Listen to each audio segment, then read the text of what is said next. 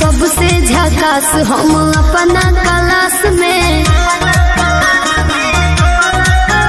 लइका करेलो समार बैठे खाती पास में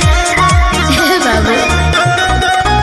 बानी सबसे झकास हम अपना क्लास में लइका करेलो समार बैठे खाती पास में सभे करेला बड़ाई हम केने केने जाई केहू कहे अमर पाली केहू लुलिया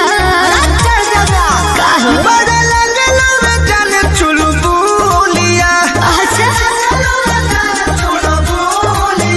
गोरी साथ की टिकुलिया पढ़े जब जानू स्कूलिया